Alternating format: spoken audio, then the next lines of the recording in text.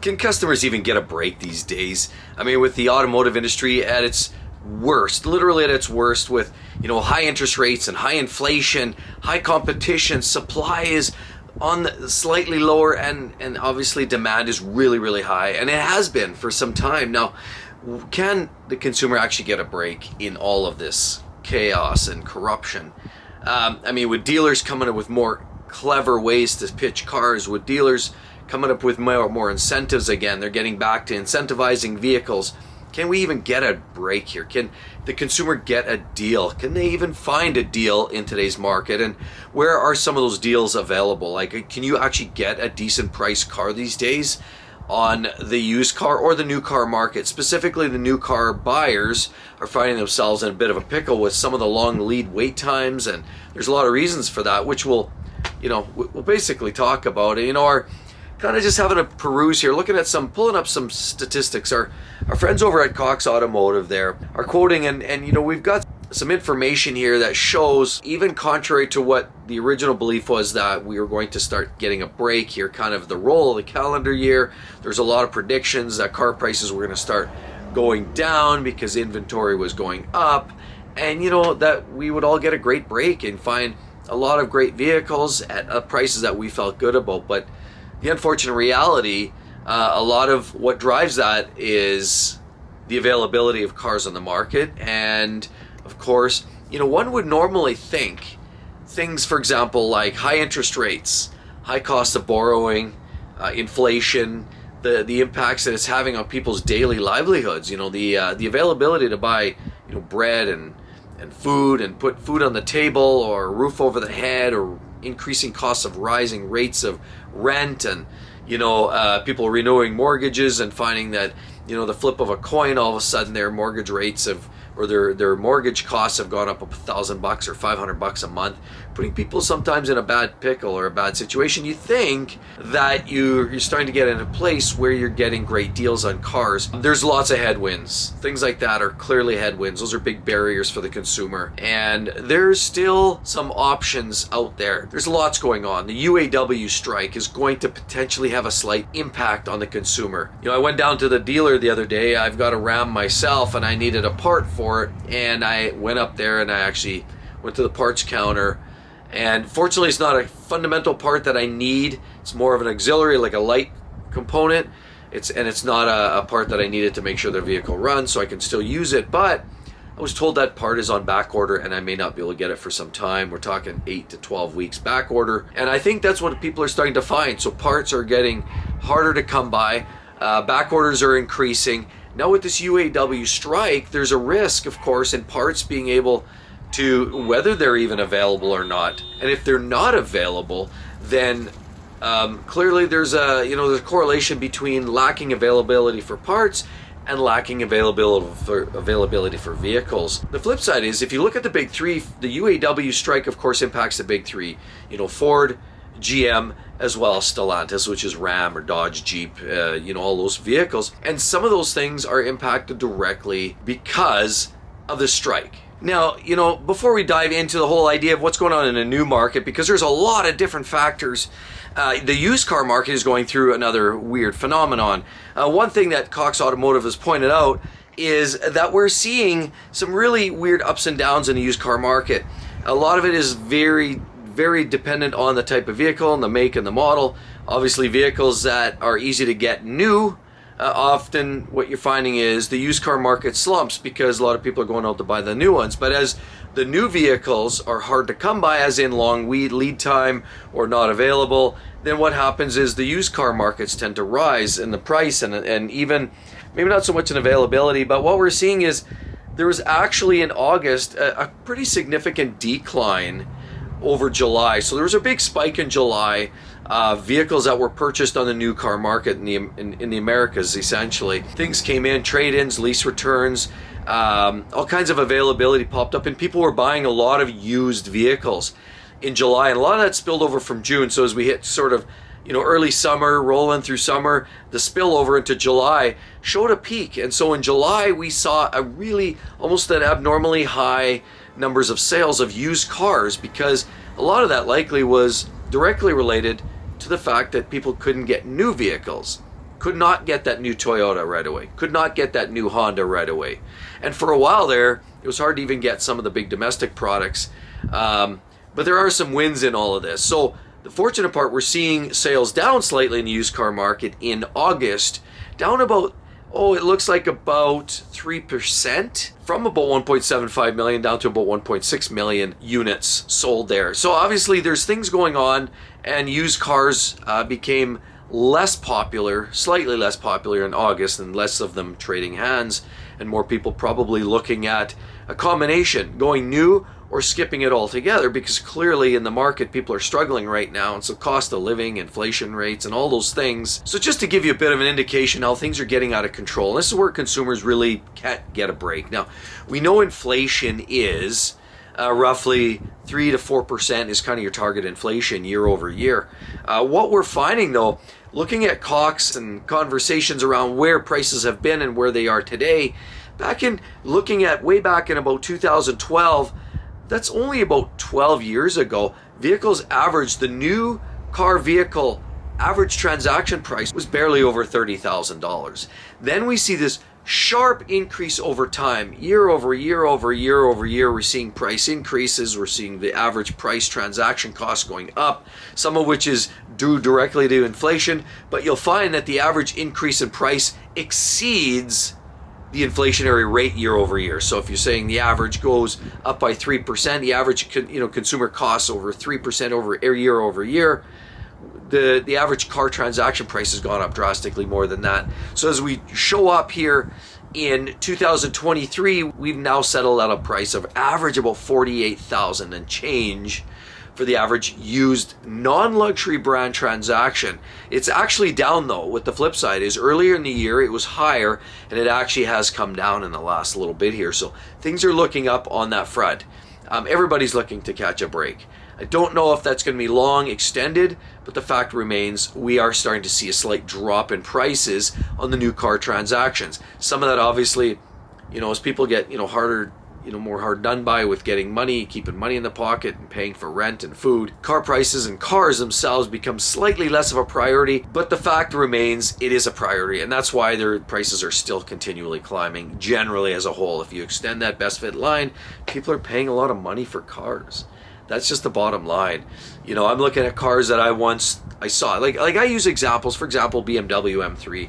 I go back to, say, some of the earlier generations back in, say 2010, say an M3, you can get that car for 70,000 Canadian, and now that car, a new M3, you're talking $120,000, $130,000. It's gone everything almost but double price. So it's not double a car, but it's certainly gone up that much in value. Not in value, but in new price valuations. But it's just crazy.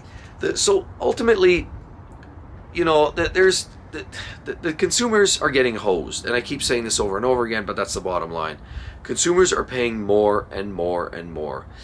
And they're finding themselves in predicaments where there's less negotiation power. Dealers are doing a couple of sneaky things. So there's the dealers that are playing just in time. So Toyota, for example, they're doing just in time sales. So they're not putting much on the lot. Go look at your local Toyota dealership lately. I was just on a lot here last couple days back. Look at these vast parking lots of asphalt, and there's no cars out there, or there's a few cars out there. Either the ones that are in there, they're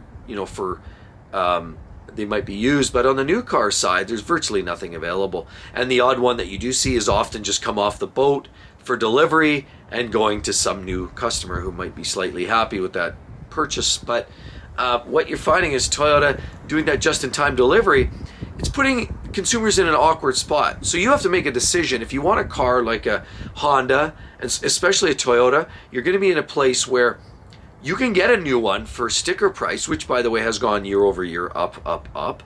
You can get one, but it's just in time, right? So what they're doing is sort of forcing your hand to say, hey, yeah, you know what, I'll buy that car, but I have to buy that car and I have to wait.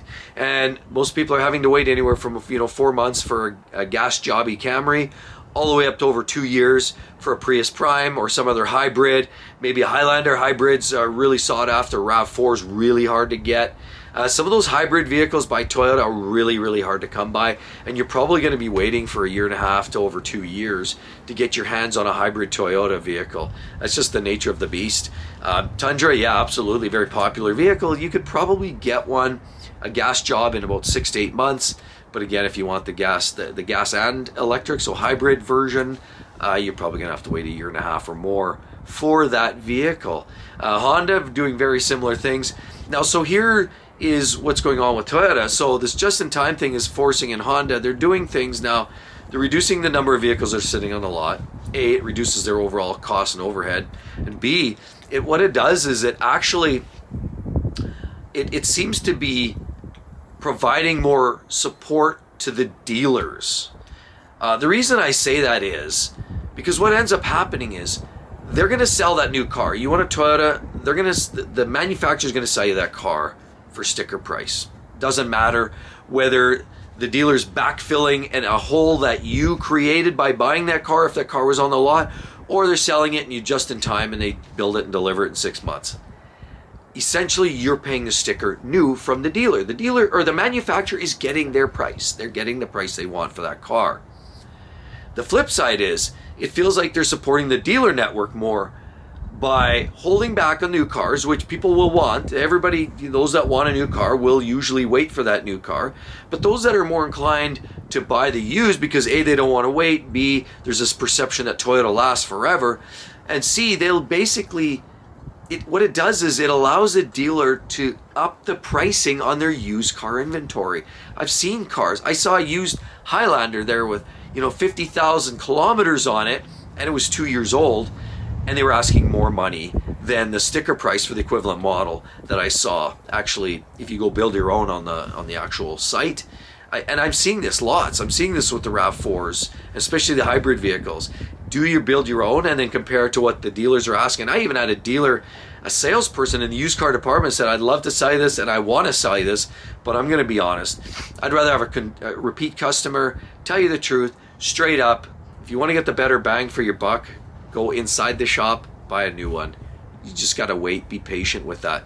So that's creating this problem for consumers where we're overpaying for used older stuff with stories and rock chips and mileage, or we just have to wait. So what it does is it actually, in my mind, it actually supports the dealer network more because it allows them to put their margins, because the dealer is going to have more of a fixed margin on the new car prices anyway. The only place they're making their money is on used vehicles, service, parts, which doesn't change, or on a new vehicle they can sell you on all the extras like etching, paint protection film, undercoating, rock guard, all these things, mud guards, floor mats, all these little extras. That's where they make their money, but they can pitch a lot of those products even on a quality late model low mileage used vehicle as well, but they're going to pitch you on those products no matter what. And so that's where the dealer has more control over making profits versus buying just a flat rate new car, fixed MSRP, small margin, relative to a used vehicle like it's traded in or traded up, and there's more flexibility for the dealer to make a profit. So that's a Toyota. Honda, not too far from that. Now there's other brands, Nissan Infiniti, not quite playing the same game, and Mazda, I might add, it represents a pretty good value. The reliability is really going up at Mazda the last few years.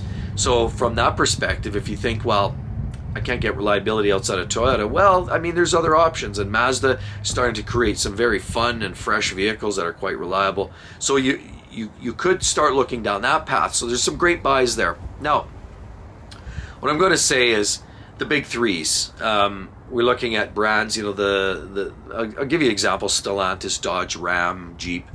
Have you seen the prices of these vehicles? 80, 85, 90. I just talked about it on the previous video. Prices are going up, and the pickup trucks, because of their popularity, they're just climbing like through the roof. And so what you're finding is dealers are holding strong. Now, dealers' lots are full right now, and that's strictly because there's an anticipated wait time or issue that we might encounter with the UAW if the strike continues on. The dealers want to have product on their lots, so they overloaded, worked the workers harder, manufactured more vehicles, fired them out to the dealer network, and now there's lots of vehicles on the lot to choose from. But inventory in the used car market for quality used vehicles, Dodge, Ram, Stellantis, all these things aren't as good. So either A, you buy something with high mileage, beat up and rusting, or you buy an overpriced pickup truck for $90,000. So, you take your pick, but if you want one of the big threes, that's kind of where things are at. Now, so those are really high priced vehicles. I will say, if you want an electric vehicle, the luxury market has been holding strong. This summer has been doing particularly well as a summary. So it doesn't matter if you're buying a Benz or a Beamer or an Audi, a lot of those are doing fairly well. Tesla took a beating.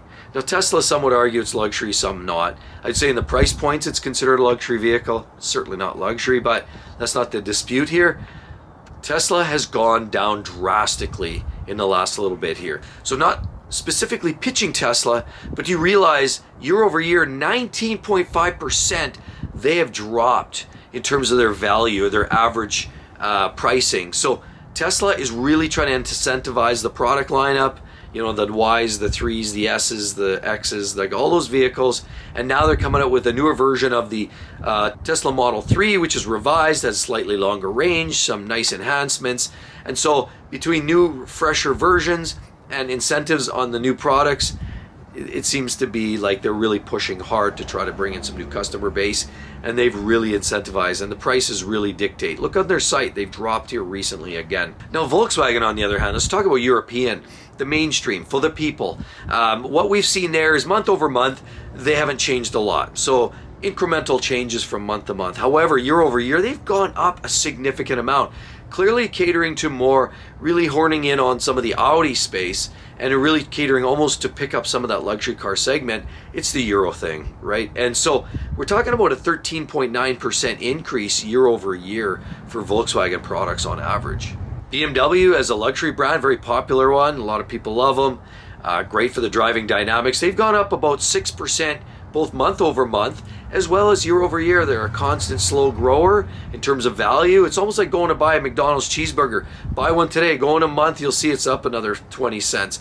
They constantly add those low grade increments, and that's what BMW is doing as well. And so we're seeing that. You don't see it so much in a month to month, but you'll feel it, and you'll feel the burn year over year if you wait for a few years to buy your BMW or your dream luxury car. So Daimler's another one, up 12.4% year over year, but not much on the month over month increment. So again, a long chronic increase on Daimler.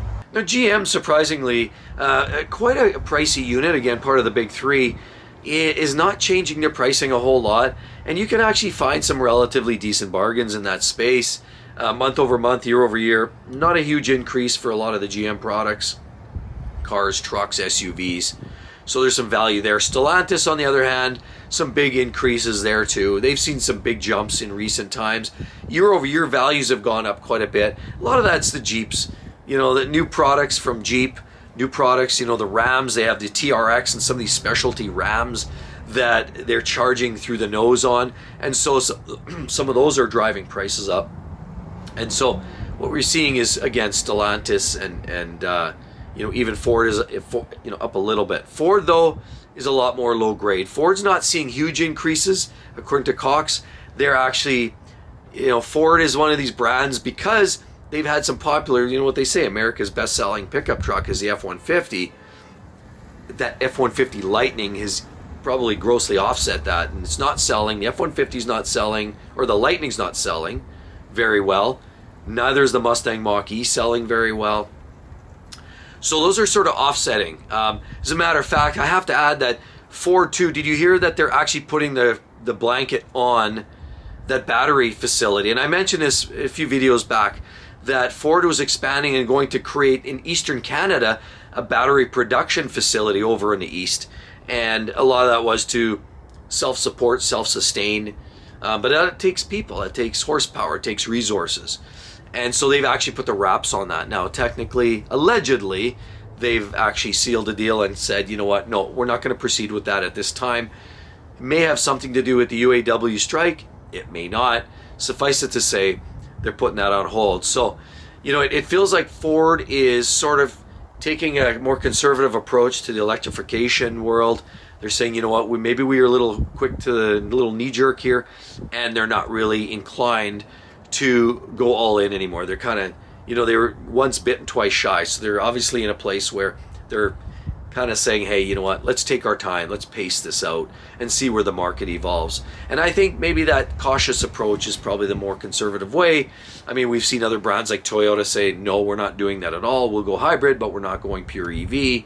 Although we'll play around a little bit with the idea of hydrogen fuel cells. And some of the other brands are slower to the game. BMW was a little slower, not jumping into the game of pure EV. Instead they were going trying a little bit of the hybrid world. So, a lot of these different vehicles have their own sort of unique nuances.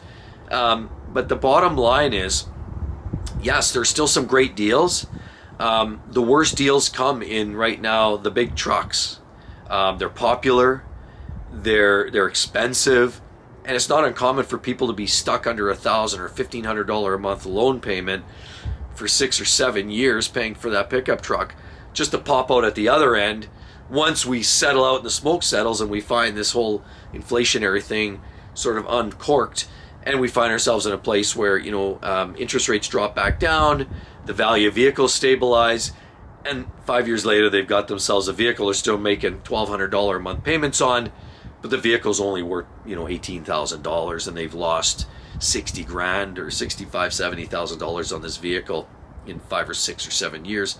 We're not there now, but there's a distinct possibility, because remember, like, vehicles generally are not the greatest investment, and pickup trucks typically are great examples of that. They're often used for work and hard duty, hard use, and so to find a good one, used car market, it's hard, but a lot of people that really need them, really want them, are going to buy them new. So, at the end of the day, we're seeing a lot of interesting times here. There's some great deals, but there's some hose jobs out there too. So what I'd say personally from my experience is stick with the brands that are showing some love to the consumer. To me, some of them are being a little bit conniving. Again, I look at brands that are outliers that don't seem to be, they're out of the limelight. Like, think of the brands like the Mazdas of the world. Think of the brands even like the Subarus. You don't hear much there. They're not controversial. They're just selling cars, and they're not trying to get in front of it and take advantage of the consumer. Prices are still kind of fairly steady state. So take a look at some of those mainstream brands that aren't necessarily trying to gouge a consumer, because right now, buying vehicles like, the Bronco, you're going to overpay, almost guaranteed, because if you want that one that's on the lot, there's dealer markups, 20, 30K on a dealer markup on some of these Broncos. Get some of those, you're way overpaying. Corvette, I still can't emphasize enough how much of a ripoff the C8 Corvette is. And it's not that it's not a great car, because I actually think it's an amazing car. I got another chance to drive for the third time, because the first time it was like a wow factor. Second time, I thought I needed to check to see if the honeymoon was over. And the last time I drove them, it reminded me, it's a pretty cool car. It has some great features and looks pretty cool. But remember, it started as a car that was supposed to be $69,995 US market, and was up around 80,000 Canadian as a base price. Good luck in finding those cars. Those just kind of don't even exist, because what happens, again, either you go on a waiting list and you wait for months or beyond, or you buy that car that the dealers put on the lot and they're taking possession, writing their name on the deed, then selling it to you, slightly used, may or may not have some warranty on it. Even if it does, there's a good possibility they put on a $20,000, $30,000, $50,000 markup. Or in the new Z06, I've heard of markups as much as $100,000 or more. I came across a local dealer here that, when I asked, they had one in the showroom, there's no tags, there's no Monroney sticker. They said, oh, look at this beauty unit, and they were kind of walking me through the car lot, and I said, how much for that Z06 right there, moderately spec, didn't have a lot of carbon, it was sort of middle of the road. They told me $300,000. That's $130,000. My jaw dropped when I was in the showroom. So there's certain models I'd say stay away from. A, you got the bugs they got to work out. B, you've got the rip-off factor. So just know that, yes, consumers are getting hosed right now, but there's still some buying options out there. What I'd suggest is go in, lower cost cars right now. Try to find better, finance rates. Shop around for those finance rates, either through your personal institution or lending institution like a bank or some other option like that. Then go into the dealer and see what they can offer up, and make sure your loan is you don't get penalized for an early payoff. Check out those obvious things, and then go in there eyes wide open if you need a car. If you don't need a car, maybe fix what you've got. But right now, clearly the market's kind of a mess. It's all over the place, and there's a lot more to talk about in the automotive world. So hope to see each and every one of you all on the next one right there. Be sure to check that out. And that's actually my personal thoughts as to why this is not the best time to buy a car. So hope to see each and every one of you on the next one. We'll see you soon. Bye-bye.